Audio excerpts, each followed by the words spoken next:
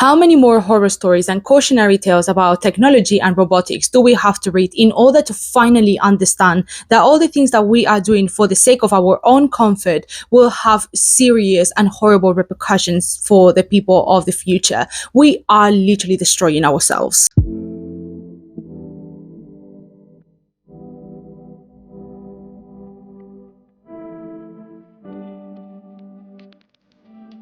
Welcome back, my gorgeous viewers and readers. I hope your weekend was filled with hot, warm reads under the sun and positronic brains. And today, I want to bring a topic that I have been thinking about nonstop for the past few weeks. With the release of the Online Safety Act in the UK, for those who don't know, and also the release of ChatGPT 5, I have been seeing quite a lot of new information and new technological advancements that I, first of all, didn't even think they were possible, but also I have seen the repercussions that these advancements have in society. So, for example, I've seen a lot of I've seen the rise of people using AI as friends or companionships or as AI therapists. And honestly, I find this nothing but concerning.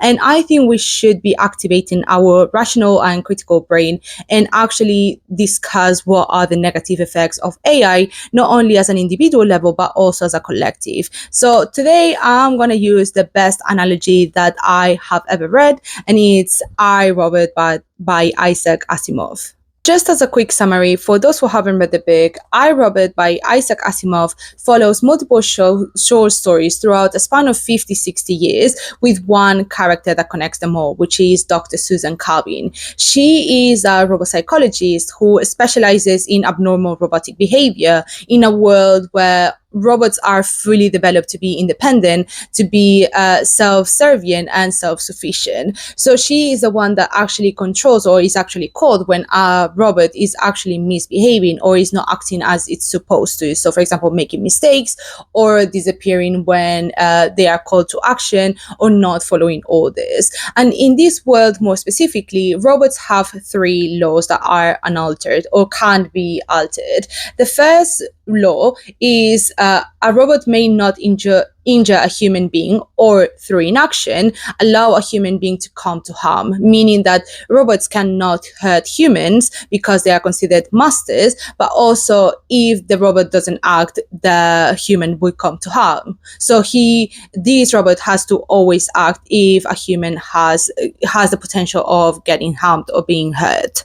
Now, the second law of robotics is that a robot must obey the orders given it by human beings, except where such orders will conflict with the first law. So, meaning that robots have to always pay attention to orders and they always have to follow through, except when these orders hurt other people, right? Either hurt other people, or if we don't do anything or we do nothing, then other people could get hurt. And finally, the third law of robotics is a robot must protect its own existence as long as such protection does not conflict with the other 2 laws, meaning that robots have a sense of self-preservation except when either law 2 or 1 are in place. So, for example, if I am walking down the street and then something falls on, like, from the sky, for example, a robot has to help me survive, even if the robot gets hurt instead. What connects all the stories, apart from the fact that Dr. Susan Calvin is in there or is actively helping in some sort of way, is the fact that we see how humans react to robotics and how dependent they become of these machines and this technology. Also, at the same time, we see how humans try to make robots change and try to make easier pathways, even not taking care or not actually caring about the laws of robotics in order to make sure that they get their way. Now, you could ask me, girl, why are you using iRobot as an example or as an analogy to talk about AI? Well, I'm so glad you asked. Thank you so much for your question. Because even though iRobot talks about robotics, or it talks about the dangers of technology when it comes to machinery, I think all the examples and all the behaviors that I see in the books from the community and from society and individuals actually very much relate to the behaviors that we see now in society with AI. I think the people that come into this book, or all the characters, like, would react the same way if instead of robotics we said AI, or we all these robots actually had AI, which it is hinted but it is not actually mentioned. But yeah, just let me show you why I think this is the best analogy that we have for all the negative consequences that we have in society with AI. The first connection that I see is the fact that in the book it is mentioned that for the first decades of the story, so let's say 1980s to early 2010s or early 2020s, we see that there is a technological boom with robotics in this book, or at least in this universe, right? Which is something that happens, or like happened in our society, and more specifically in Western media, right? We see how the creation of faster, more complex machinery, for us at least, for example, computers, together with advanced machine learning modules or machine learning techniques, actually had a huge impact in the development of AI, more specifically as well with the fact that we were able to reach big data, and the fact that machine learning techniques or more complex machine learning techniques were developed actually allowed us to test these techniques with the said big data. So that was one of the biggest, like, I personally think that AI is one of the biggest technological booms, if not the biggest, that we have seen in the last centuries. Now we have incredibly developed AI infrastructure and AI models that can do practically everything for us, right? We have LLMs like ChatGPT, Claude, or Gemini that actually dominate the sector, right? Or they completely dominate the technological sector. We see it, for example, with Gemini that actually has partnered with Google. Well, Google bought DeepMind, which is the company that created Gemini. So now Google has actually introduced the Gemini LLMs into all the G Suite apps or documents that they have available, right? So for example, if you go to Gmail, for example, or if you go to Drive, you can actually use Gemini, and actually you can use this system as a way to make things easier for you, right? Like Gemini can write emails for you. It can create calendar invites and send it to other people. Also, it can create documents and just like fill them up just instantly, right? Because Gemini has full access to everything regarding your personal G Suite. So that is something that is active nowadays. Or even, for example, I am recording my this video with my own Samsung S24 Ultra. I think that's how it's called. But if I click one button, like the middle button, I can actually call Gemini and I can just ask something super random, and then it can do it in my phone, right? So for example, if I say, oh, Gemini, can you go to Instagram, for example, and send a message to this person, Gemini can actually do it if I give it access to it, right? So there are so many companies or so many conglomerates within the technological sector that have actually introduced and are actually partnering with these complex LLMs. Whilst this means that we have the better than ever highest functioning materials that we have available, or technological materials that we have available in order to make things easier, it also means that we have the highest than ever risk of information security leakages, and also our information to be sold to third parties. So for example, with the Online Safety Act bill,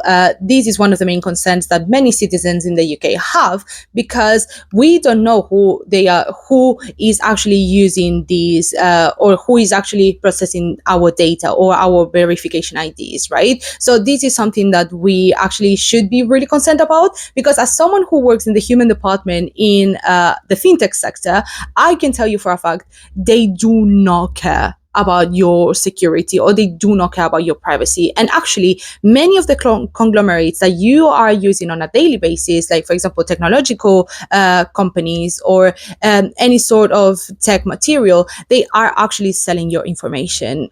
Apps, like systems, for example, as well, everyone is gathering your data and they are using it for their own good and also selling it to others. So that is something that we should take into account. Now, what concerns me the most, and this is something that appears in the book over and over and over again, is the human behavior after receiving these things, right? After getting all these high functioning materials and all these LLMs and modules and whatever. Because I see every day, every time I log onto social media, I see people making a fool of themselves with, more specifically with AI, right? I see people, uni students that are absolutely passing or like that are barely scraping by in uni just by using AI, right? Like I see people writing whole essays, or I see people having like online exams and they are actually like copy pasting or screenshotting the whole exam and then just put it onto ChatGPT and then they just send the responses back, right? Which I think is terrifying. Imagine if you are like, you go to hospital and then the doctor that is attending you is someone that used ChatGPT in order to pass their exams. I would be fucking fuming, right? That is something that happens today, nowadays. People are passing exams with AI, or people are getting degrees after like doing exams and cheating with AI. And also another thing is X users or Twitter users asking Grok at any single tweet that I see, or in any thread or whatever, I see people asking Grok for context. And it's just like, can you just fucking read? Like, please bring back like comprehension levels, right? Because there is no way that you are actually asking for context or asking AI for context on a single simple tweet. You can actually use your brain, like you can actually use your brain and try to understand and like try to rationalize the context that is within this tweet, right? And then the last thing, which is something that genuinely terrifies me, well, I think first of all, I have very mixed feelings, because first of all, I think it's quite funny that these things are happening, but also I think they are incredibly sad and terrifying as well at the same time. And it's the fact that people are using AI as companionship or as therapists, psychiatrists, or whatever. I think is crazy. The most recent and wildest example that I see of this is actually this woman called Kendra on TikTok. Maybe you're not as chronically online as I am, but just in case you guys don't know, this woman called Kendra, she is an ADHD life coach, which first of all, coaches are the chiropractor equivalent of psychology, right? Do not trust life coaches. Do not trust anyone that says they are a life coach, because what they are is full of shit. But anyways, Kendra is an ADHD life coach, and she went on a ramble. Like she went crazy viral on TikTok because she explained her story of her falling in love with her psychiatrist. But more specifically, the way that she talks about this situation not only feels very strange in the sense of, oh yeah, you're going through a mental health episode, which I do not judge, obviously, because we've all been there. And also at the same time, this has to be extremely hard for her. So I don't judge her on that sense. But yeah, she explains that she is in love with her psychiatrist, and everything that she mentions seems like it was just her own obsession or her own imagination, right? Because the other psychiatrist, the other person has always or is always very professional and has always remained very firm with the line of not being unprofessional and not giving this sort of ideology and just feeding this sense of I'm in love with them, right? Or I'm in love with this person. He has always maintained, or at least as far as I know when I see Kendra's videos, it seems that the psychiatrist has always maintained this line of professionality, right? Which I really appreciate. So yeah, not only it seems quite suspicious that Kendra mentions that she's in love with her psychiatrist when her psychiatrist at any given point, like he has never actually crossed the line and has always remained professional, but also the validation that she gets is from two different AI therapists. So literally she goes to ChatGPT, she explains her whole entire life or like the successes, and then ChatGPT or these chatbots actually validate that the psychiatrist is in love with her, right? So therefore she keeps getting her cycle fed, right? Like she keeps feeding her own cycle of, oh, he's in love with me because I am in love with him, and like all these things are just like little small signs that he is actually being unprofessional and he's actually grooming me into falling in love with him, right? And the worst part is that this is something that I see every single fucking day, right? Like I go on Twitter or I go onto Instagram Reels or I go on TikTok and I see people talking obsessively about the things that ChatGPT has said to them, right? I see people going like, oh, I want to do some research on this, so I'm just gonna ask ChatGPT. Or,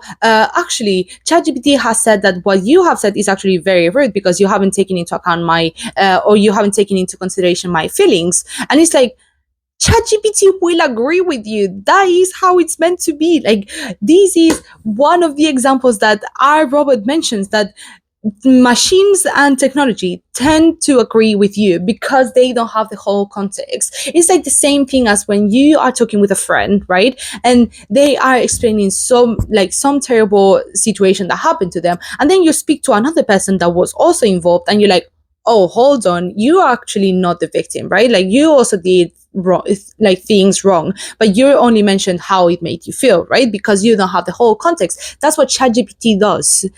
They agree with you because they don't have the context and because the only source of material that they get is from you. That's why they're constantly agreeing with you. Same thing with people falling in love with their AI chatbots, right? Like we have many examples of people falling in love desperately with their own AI companions, and then when something happens to these companions or they disagree with them, then they feel the breakup, they feel horrible, and they feel lied to, right? This is an example that happened to a 15-year-old. And I just think it's crazy, the fact that these are things that are happening right now, right? As someone who is quite gullible, right? I have always been the kind of person that always believes in stuff. But then I do my research and then I realize actually that was quite a foolish thing to believe in. This is still straight up crazy. Like you cannot convince me that it is natural for us or that it's something that is understandable to fall in love with your AI chatbot or to actually create a meaningful relationship with an AI chatbot, because the only thing that this chatbot is doing is agreeing with you. Like literally, please, you're falling in love with this idea of a perfect partner, which will always be your pet, you will always be their master. It's almost as if Isaac Asimov was actually an oracle from the future and time traveled into the 1950s to tell us about the troubles and the problems and consequences of technology and robotics, right? Because the first story of this book is about Robbie, which is a robot that doesn't speak but is highly intelligent, that is actually a nanny for I would say upper middle class girl called Gloria. She's around like 7 years old or like 7, 8, right? And we see throughout the story how she is obsessed with Robbie, right? She constantly wants to play with him. She's always telling him stories, and she is always fascinated about Robbie, this non-speaking robot, right? And then when Robbie disappears because the parents don't want robots to take care of their children, which is something that they should do. They should parent Gloria instead of letting a robot do it. Gloria is upset, like not only upset, she is bawling, she is distraught, right? Because that is her only friend. This robot is her only friend, right? And she goes hell and back and tries to do everything in order to get Robbie back, which she does. But the moral of the story is that we should be conscious about the way we use technology, right? Or the way we bring technology into our lives. Because Robbie, even though it seems like something positive, right, which is obviously you have a robot whose first law or whose first rule is to take care of humans, right, to make sure that humans are not harmed or that humans are not killed, right, which is Gloria, that would be the best thing for Gloria, which would be survive. But then we forget about how easily it is for humans to make meaningful connections, right? We literally bond with anything. Like, for example, my laptop is my best friend, I would say, right? Because I trust my laptop so much that actually when my laptop doesn't work, I'm like, oh my God, my world is failing, right? Like, I'm gonna die here. Or like with our phones, for example, if I'm in the streets, right? I'm in the middle of London and then my phone dies or my phone is stolen, I am fucked because I don't know how to read a map. Well, I know how to read a map, but barely, right? I don't know how to get home. Many people have their cards on their phone instead of in their wallets, and they have their wallets at home, for example, because they don't want to be robbed. So if they get their phone stolen, they don't have any cards, they don't have anything to pay with, they don't know how to get to places, they don't know how to get a cab, right? Because it is not available for us anymore. We depend on technology so much that we have become useless. Obviously, we know that iRobot finishes in a very open world type of way, which we don't really know what happens afterwards or what happens with the evolution of technology. But so do we right now, because like we see all these great things that technology or AI has to offer, right? We see how, I can write an essay in 5 seconds, right? Or like in 10 minutes, 20 minutes, I write an essay or AI writes an essay and then I just review it and make sure that it makes sense and it's concise, right?